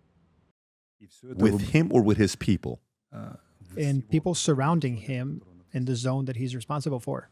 Does that benefit him or it benefits his people? At a minimum, it benefits the people who are surrounding him. Okay, but that's not benefiting him. I do not have such information. No. But he carries full responsibility for what is happening in his area of responsibility, for the level of corruption that is happening there, and the measures that he's undertaking. To put it mildly, I find them unsatisfactory. Okay. Let me go another thing here. When you think about your country, Ukraine, natural resources, plenty. It's a beautiful place, a lot of incredible natural resources that a lot of people are interested in, that they want. Russia. When you think about the number one country in the world in natural resources, it's Russia, $75 trillion of natural resources. A lot of these big companies want to get into Russia, right? There's a concept called economic hitman. I don't know if you're familiar with this author. He was a guy that wrote a book on economic hitman. He comes to your country. He says, I'm going to bring some companies, and they're going to invest $10 billion in your country. When they do, that's what he used to do. This man right here, John Perkins, was an economic hitman. He would go to different countries, and he would tell them, we're going to come here. We're going to do this. We're going to put $10 billion into your country. If you don't, we're going to do something to you. And on the back end, sometimes they pay these people, right? Story comes out on rebuilding Ukraine, right? Rob, if you can pull up the story. Rebuilding Ukraine, $400 billion. I think it's Chase and I want to say BlackRock, $400 billion. Is this the one? Zelensky BlackRock announced new investment initiative to rebuild Ukraine. And can you do Control F400 to see if it goes to it? There you go. Ukraine established a program to attract up to $400 billion in foreign investments to target various areas of the economy, from clean energy to defense to natural resources. Zelensky believes this is the greatest opportunity in Europe since World War II. Do you think the motive of others, not Zelensky, let's set his motive aside. Do you think there's a motive of others to have war because now they can raise money and come in and build infrastructure and make more money? Do you think there's profit as a motive to have this war and continue the war? From whose side? Our side, Ukrainian side? Or U.S. side? Not from his side, from not even the American side, from the banking and the financial sector. I don't think that they arranged the war, but they definitely use its results, that's for sure. Got it. Okay, so then that's still your position is more noble. They didn't promote the war, but if it happens, hey guys, let's capitalize. We're going to go make a bunch of money. Why and let's not? make Of course, the why investment. not? Okay, I got you. Okay, so that's interesting that you're saying that. That's good to know for us. Now, I heard a story that in 2022, Boris Johnson, if I'm not mistaken, came there, and there was a conversation that there was a 90% chance of a peace deal. But Boris Johnson influenced Zelensky to not reach a peace deal with Putin and Russia because the West would not support the type of peace deal. Is this a true story with Boris Johnson and Zelensky? I was a participant of the negotiations group. On March 29 in Istanbul, we signed an agreement We come back to Ukraine on April 1st, and 1st, 2nd April, the 2nd, I believe, the Bucha tragedy is discovered. Then on April 9th, there was supposed to be a meeting of Putin and Zelensky, at which time the ceasefire was supposed to take place and open talks. Johnson came either the 4th or the 3rd. I don't remember exactly. I need to check on that date. And Arhamia, the head of the parliamentary majority of the ruling party, Zelensky's party, directly in an interview said that, yes, Johnson was the person who said, continue the war. That's his words. I do not know why he said that. Why would he Probably say wanted that? to shift the responsibility over to the West. We have a tendency to do that. But I was not present at the meeting with Johnson. I did not receive information from Johnson. I don't have any direct testimony, people who could testify to that. One thing I can say, that the talks within Istanbul format continued until May 17, meaning another month and a half after that. They still were discussing them. And Ramstein, for example, was only on April 26, when the first coalition met for the first time by the Minister of Defense of the U.S., Austin, who brought armament for Ukraine. What exactly happened? If you're interested, I can tell you what I think. Because I'm looking at the timeline here. February 1st, yeah. 2022, Johnson travels to Kiev. Да, discussed вот он this 9-го with- Yeah, he came on the 9th when there was supposed to be a meeting between Zelensky and Putin. It was planned and it was disrupted by the Bucha crisis. Well, why do you do this? What's the reasoning to... Я думаю, I что think it was not only Johnson doing this. I think there were corresponding signals from Biden's administration. I don't know, but I think so, because Johnson as an argument wouldn't be enough. The main orientation is obviously, of course, the position of the American country. For us, it was most probably something along the lines of, okay, Putin is losing the war. His invasion has been thwarted. We're going to help you out. So you continue fighting and get to a better position to negotiate, get a better place for negotiation, more leverage. I don't know. I'm guessing. So it's not only just Johnson, but the fact that Britain in this conflict is pursuing their own interest. I'm sure they do, 101%. And these interests actually many times go against the American interest, it seems to me. Why we listen to that, I don't know. It's a big question. For me, separate question. I think that we truly thwarted his invasion, and the Russians were really lost and confused in those talks. They were going to big concessions, and plus the emotional trauma from the Bucha. And it was a big mistake strategically to continue the war. Huge mistake on the Ukrainian side. What happened exactly? I'm just here in the realm of suppositions, assumptions when I'm answering this to you. Yeah, so I'm going through a timeline right now. Okay. So right here, February 1st, 2022, they meet. The biggest security crisis Europe ever faced. Okay, great. April 9, 2022, a surprise visit. Johnson meets with Zelensky to demonstrate solidarity while the conflict's taking place. During the meeting, he pledged to continue assistance, military, including 120 armored vehicles, new anti-ship Yes. missiles, as well as an additional $500 million from World Bank, leading to Ukraine. June 17, 2022, Johnson returns to Kiev to meet with Zelensky for a third time, where he announced a major training program for Ukrainian forces, aiming to have training up to 10,000 soldiers every 120 days. This initiative was intended to bolster Ukraine's defense capabilities. Okay, great. Then, September 6th of 2022, he steps down.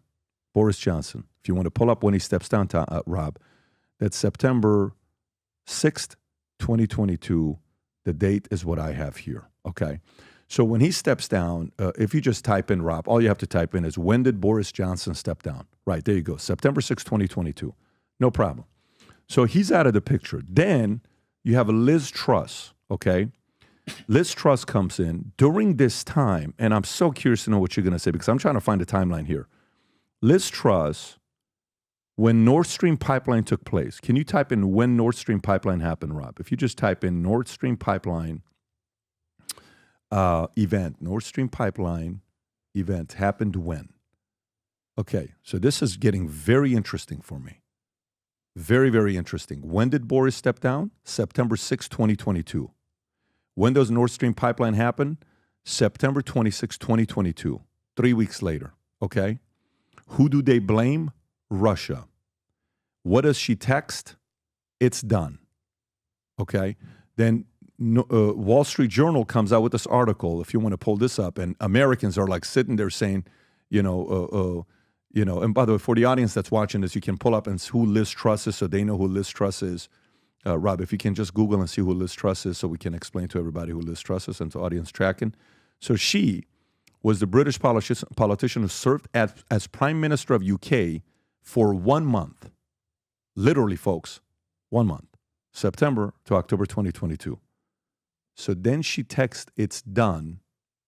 Then Wall Street Journal comes out with this article September 28th.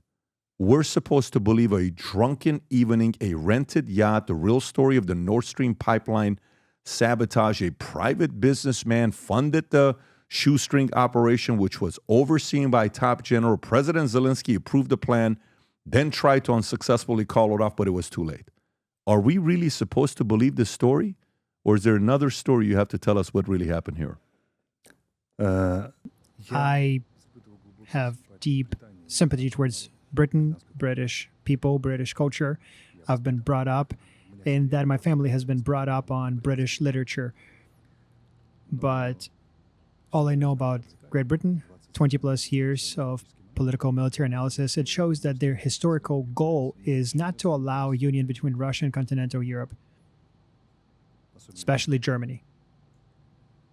Their whole history of external politics of United Kingdom shows that their main goal is not to allow the union between Germany and Russia. I do not know who exploded the Nord Stream now.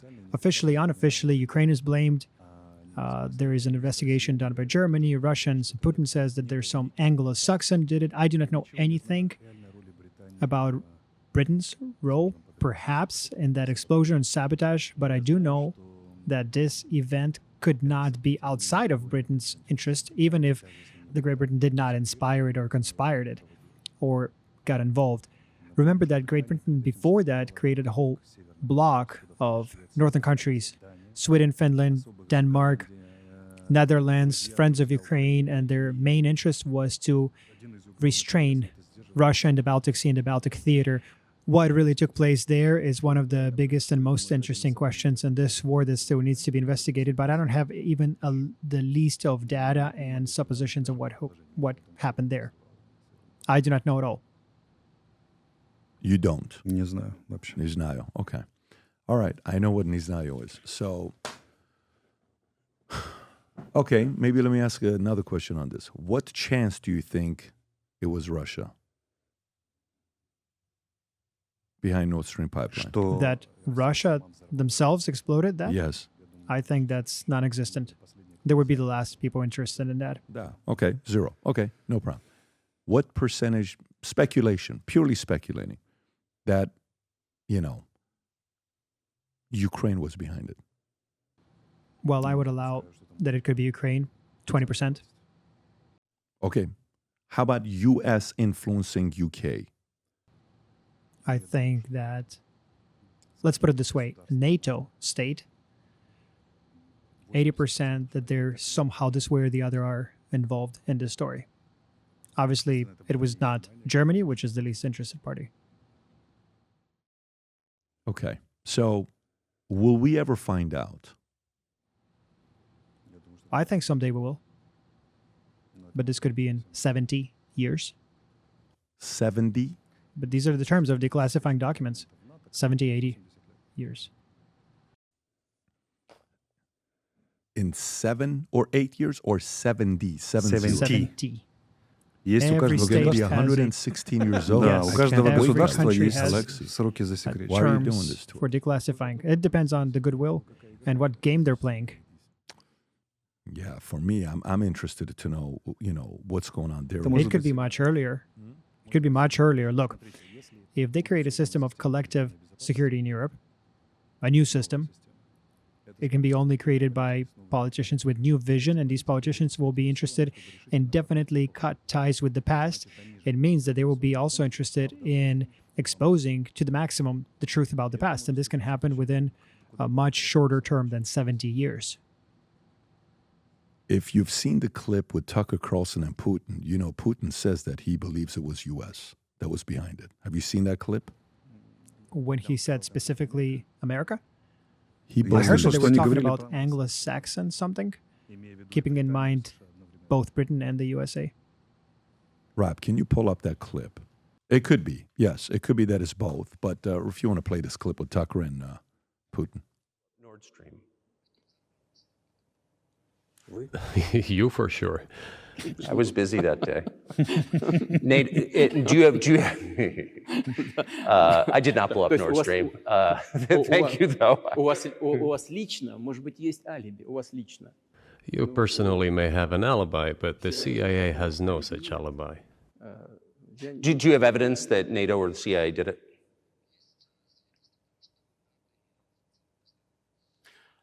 Знаете, You know, I won't get into details, but people always say in such cases, look for someone who is interested. But in this case, we should not only look for someone who is interested, but also for someone who has capabilities. Because there may be many people interested, but not all of them are capable of sinking to the bottom of the Baltic Sea and carrying out this explosion. These two components should be connected. Who is interested and who is capable of doing it? But I'm confused. I mean, that's the biggest act of industrial terrorism ever, and it's the largest emission of CO2 in history. Okay, so if you had evidence, and presumably given your security services, your intel services, you would, that NATO, the US, CIA, the West, did this, why wouldn't you present it and win a propaganda victory?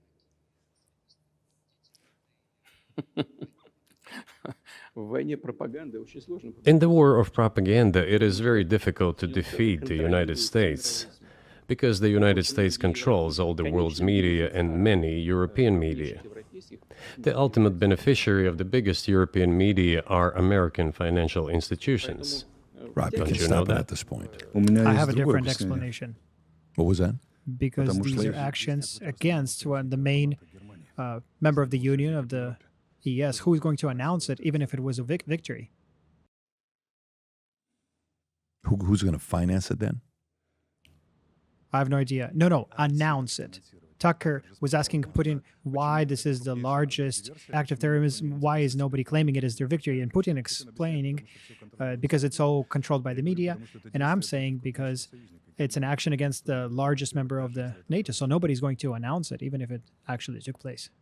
Yeah, I get that. I mean, it's catastrophic, whoever does. And whoever does, 2-3 countries are going to be tied. So there's going to be 2-3 criminals, maybe more. And the level of credibility being lost, they will protect that and use propaganda to blame somebody else. And that game is a very, very effective game played, like he said in there, on what he believes going on. But that was a big event when you think about Nord Stream pipeline. But okay, so let's go to now. Okay, let's go to now with Putin, Ukraine, with the current climate that we have today itself, Trump coming in, temperatures being lower, the world's getting a little bit, confident that this guy's coming in. Canada, Justin Trudeau, everybody wants to be on the good side of Trump. Do you think the climate around the world is going to be getting calmer because of President Trump winning? Of course.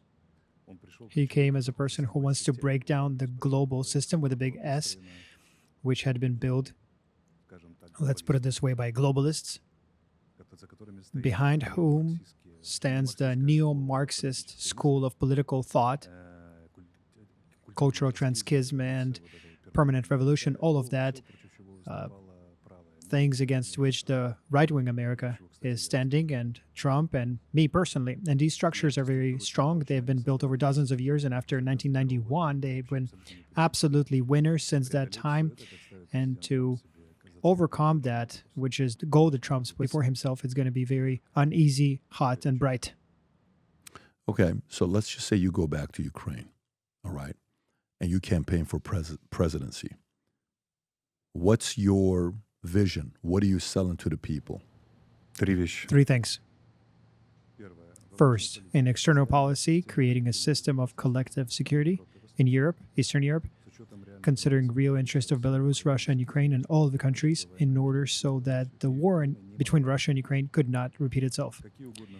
Whichever means of arbitrage, new means to be invented, but there cannot be a war between Ukraine and Russia. There's 10 million citizens of Ukraine and Russia have direct relatives across the border, every fourth Ukrainian. This is not a normal situation. And there are ways to resolve the problem between us without a war, not to allow a next war to break out. Within Ukraine, inside, it would be changing the project from a nationalistic to a worldwide state with wide views where the people's human rights are defended, their rights to go to the church they want, to speak the language they want, so that there's no persecution against people based on ethnic or religious, which unfortunately is not happening in Ukraine currently, basically so that the constitution is being followed in Ukraine. And the third, it would be new industrialization of Ukraine and a change in direction of their development. We did a huge mistake. In 1991, we began as a major industrial power in Europe. And today, we are an agrarian state with a very small sliver of services, with a destroyed economy by the war and our own actions. And I think we need to bid on a better technological scientific process, switching on to a new technological implementation in this clusters and sectors we can. I want a industrial rebirth, renaissance. I call my whole project Ukraine's Renaissance, and we need to bring it up from the ashes. Destroyed by the war, but it has been even more destroyed by our corruption, and the battle with corruption is subject number one. Would you pursue a relationship with NATO, or would your campaign be to not have any interest in wanting to join NATO? No, I think that Ukraine needs to remain as a neutral country, because one of the main reasons of this war with Russia was our desire and aspiration to join NATO officially, and flirting with NATO, who would be always promising and not even intending to ever receive us, but forever just irritating Putin. According to the Articles of Independence, Declaration of Independence of Ukraine, we are a neutral country, and we were recognized in 1991 as a neutral state. As soon as we stopped being, or better said, wanted to stop being a neutral country, it brought up a whole chain of consequences internationally. And I believe we need to be a part of the collective West mentally, maybe perhaps not a very developed country. We still need to learn a lot of things, but we need to have a special relationship with Europe, NATO, United States, but we cannot join, because on this stage, it means a third war with Russia, which we will not be able to bear. Okay. So what makes you think the NATO and the West would want a candidate like you? Why would they want somebody like you? Because for us, the price of joining NATO is the war with Russia, and for NATO, the price of receiving Ukraine is the war with Russia. But you remember what they did. I mean, think about what they did to Putin when Putin had all these NGOs of people being funded to protest outside. You know what they're going to do in your country if you go out there and you talk like this? You think they're going to let somebody like you win and saying you have no interest of being with NATO? Yes, I think we will win. I will win. Really? Yes. Really? Who will want you? Think about world leaders. Who would want a leader like you replacing Zelensky? Would the West want you? I do not know. Would Russia want you? Possibly. For Russia, would be one the most comfortable negotiator, because I'm the only Ukrainian politic who says that Russia has some real interest as a country, regardless of the last name of their president, Putin, Navalny, or Ivanov. I recognize them. I'm a real politic. Russia as a state, regardless of who the president is, has real interest, and you cannot not consider them. We have 3,000 kilometers of land and sea border that we share. We're neighbors. We were part of the same state. We grew up from the same root, and we are predestined to live together. We need normal relationship with Russia, normal, that are regulated so that the war cannot repeat. And the key irritant for Russia is joining NATO. And it doesn't matter if it's Putin or any other president. It doesn't matter the last name of their leader. It's Russia's interest. And moreover, I know for sure that NATO does not even intend to receive us. They're just teasing us about receiving, but they will never let us join. It has been confirmed with You don't think so? by the leaders. Я абсолютно думаю. Absolutely. They talked about it last year, 2023, in July, that they wanted to accelerate your membership to NATO. Да. Yes. И And in this year, they multiple times confirmed on highest levels that someday, sometime, Ukraine will join, but not now. You see, NATO and the United States has a status. There are 5 countries with that status. a special close member, but not in NATO. It's Israel, South Korea, Australia, Jordan, and one other country. We can receive that status, but the basis of regional security is the main thing. First of all, requiring good relationships with all the neighbors. Russia, Belarus, we went too far and we got a full-scale war. We need to reestablish, recover these relationships, at least some level of relationship, including Russia. And without considering their real interest, it's impossible to do, because the real interest of Ukraine is having good relationships with all the neighbors. Who else would want you? Who from the outside Ukraine, leaders? outside of Ukraine, external. Look, I don't know how they're going to react to my program, to my offer, what other political leaders are going to say, and political powers altogether, but I have a very clear proposal. We cannot allow a war in Europe, and we need to create a system that will allow to resolve current disagreements without a war. I think that's my offer. I think it's reasonable. Okay. How are you going to manage the NGOs that are going to do propaganda and talk about how you're a Putin puppet? And because that's what they're going to say. Yes, they're saying this now already. I know, but how are you going to handle those NGOs? How are you going to handle those people that, the people that are funding protesting propaganda to paint a picture of who you are? After my victory or before, during the campaigning? While you're campaigning. I will be maximum honest and precise. And Ukrainian nation will decide. I have a clear message to the Ukrainian nation. Ukraine is a failed state, and the problems that the war revealed have been accumulated since 1991, because from the beginning we went on a false, wrong path, self-destruction of our economy and culture. And the real result in this war is showing that the entire system is corrupt, it's rotten, it doesn't work, and we need to change the entire system. And I'm coming with this proposal to change that. And this sounds similar to President Trump. My messages are similar to his, that the system is no good and it needs to be fundamentally changed. We need to overcome the deep state and corrupt forces. That's my offer. Now, if the people will vote for me and elect me, they will decide. What do you think about Victoria Nuland?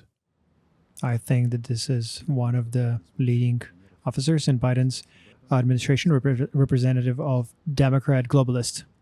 Is she good for the country of Ukraine? She played her specific role, and that role was involving, I don't know if it was her task or not, but overall, the task of these people was to make a trap out of Ukraine for Putin, like second Afghanistan for Russia.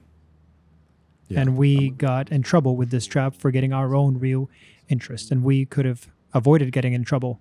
You got a lot of moving parts that you have to go through and maneuver through. Who would be some of the biggest people in Ukraine that is widely respected by others that would come out and say, we need Oleksii as our president?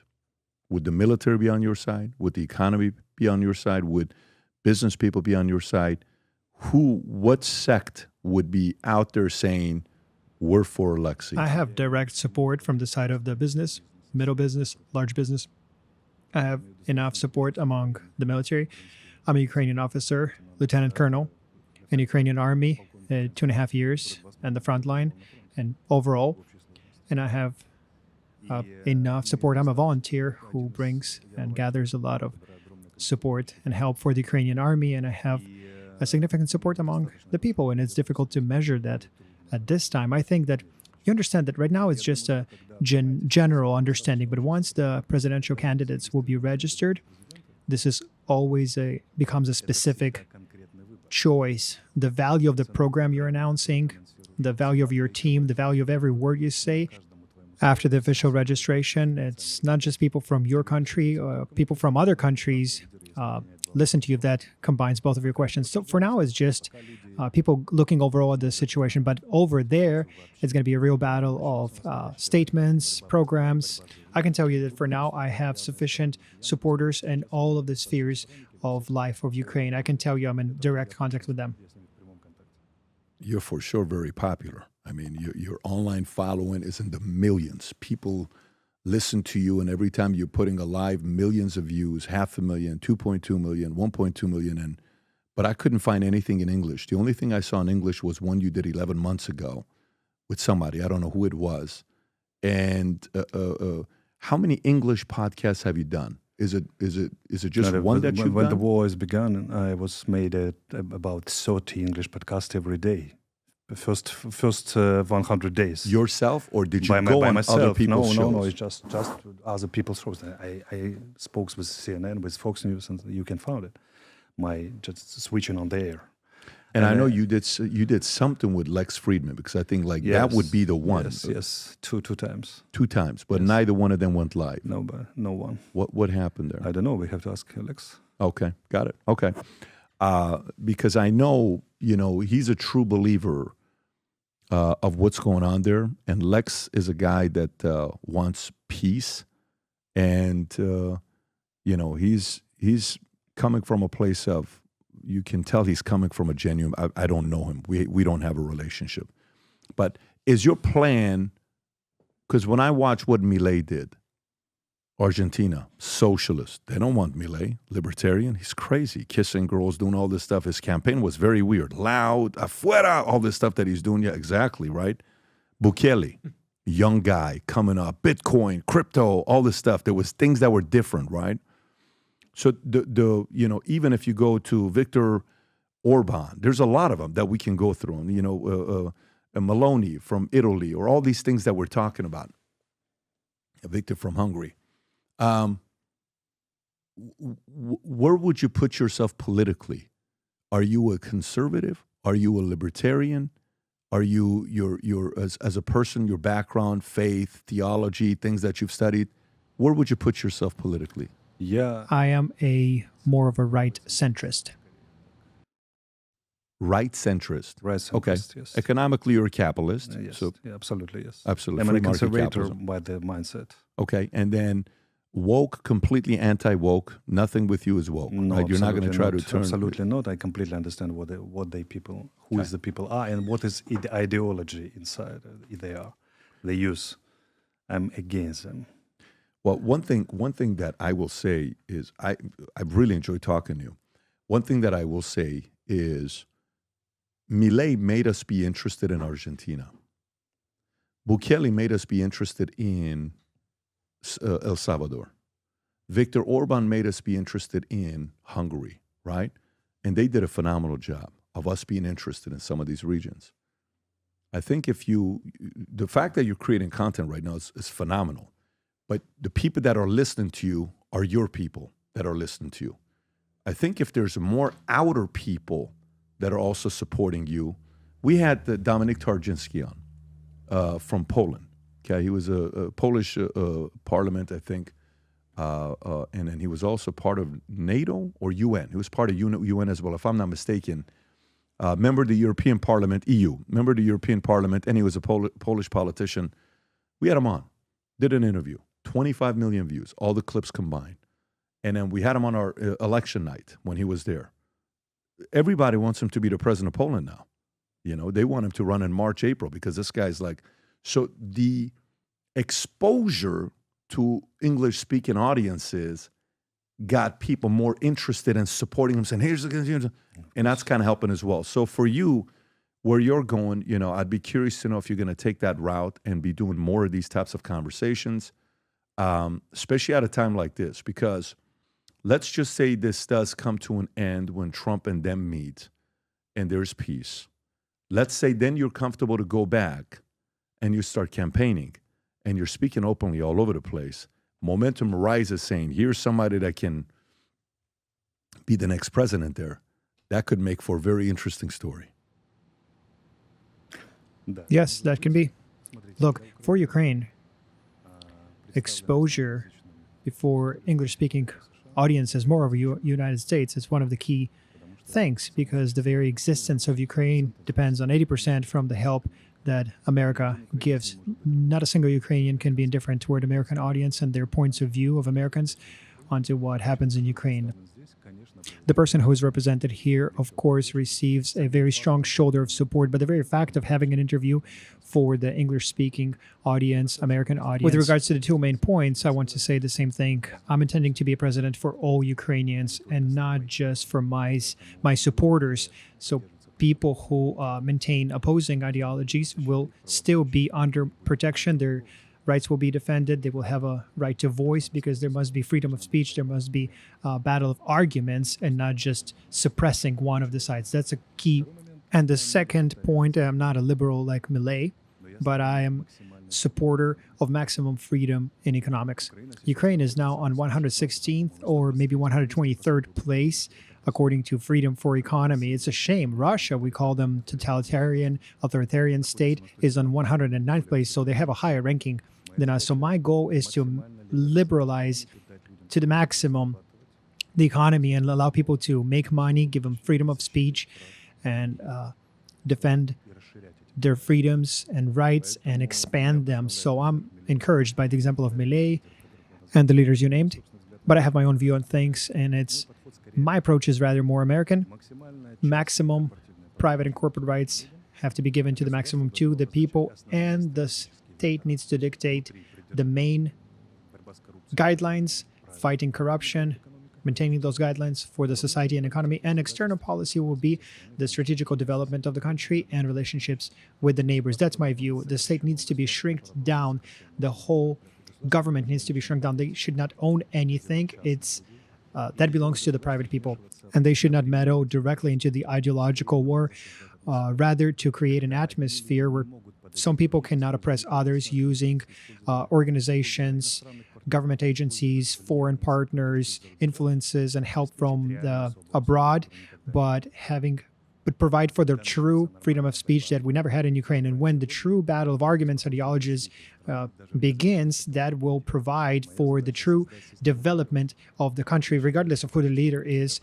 My goal is to create a system of rules, and I believe that the quality of a politician is defined by his ability to provide continuity. Imagine I'm lucky and I get reelected, I have 10 years. So the goal for these 10 years is to place foundations that cannot be rolled back, even if my opponents come to power afterwards, to create mechanisms in the country that will hold for the future free economy and freedom and protect it. This is a set of tasks. It will be difficult to achieve, but this is exactly what I am aiming to do.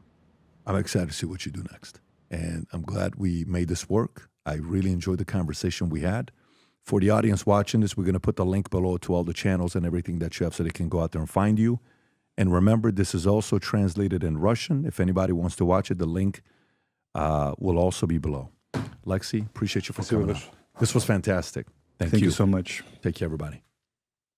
You're going to think I'm crazy when I tell you this, but the last 13 and a half years, I've been working on my first fiction book to write, ever. Fiction book to write. And while I finished this book, a year ago, I got the strangest phone call about one of the characters in the book where the guy wanted to meet with me, and he read the book. And afterwards, it's like, wait a minute, am I the villain in the book? This is a story about a character named Asher, who is half Armenian, half Assyrian, whose father was involved in the Iranian Revolution, linked to Savak, working with the Shah, that they escape and he gets recruited to a secret society. Well, when you go to the secret society, it's been around for a couple thousand years. They've developed some of the craziest leaders of all time. And they test you. There's unique tests that they have at this society where they test to see your emotional mental toughness. One of the tests that they have is very rigorous. It's purely mental. Of course, there's a physical one, but one is mental and emotional. If you're Armenian, if you're Syrian, if you're Persian, this is a book you're going to be reading and saying, holy moly, this is the kind of stuff you talk about in here? Yes. If you're somebody that's fascinated by history,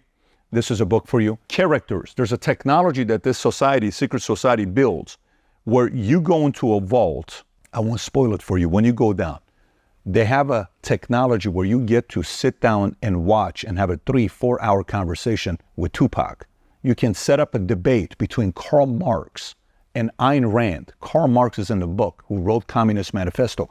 Ayn Rand, who wrote Atlas Shrugged, is in the book. Marilyn Monroe explains the concept of seduction and sex in the book. When you read the book, it's about development of the next leaders in the world and how they do it and how they've been doing it for many years. And it's also about how to prevent the end of civilization and how this organization goes about doing it. So I've never written a parenting book before, but if I ever wrote a parenting book, this is the closest thing to it because it's all mindset, a lot of crazy stories. Again, 13 and a half years. Trust me, I told myself I will not publish this book until I sell my insurance company and I'm fully disconnected from it, where it's no longer my responsibility 100%. When you read this, if you're a creative person, if you like fiction books, if you enjoyed Atlas Shrugged, or if you enjoy Divergent, if you like books like that, I think you're gonna enjoy reading this book. It's the creative side. Business books is very easy. Here's how you do it, here's how this how it works. This is very creative. If you haven't placed the order yet, now you can order it on Simon & Schuster, Amazon. I'm gonna put the link up below somewhere here, maybe even in my profile. Go order the book and read it. I've never written a book where I can't wait to read your reviews to see what you think about this book. So I'm going on this wild journey and we have some plans with this book here. If you support the things that I work on, I would appreciate you going and reading the book, order the book on Amazon, and then post a review.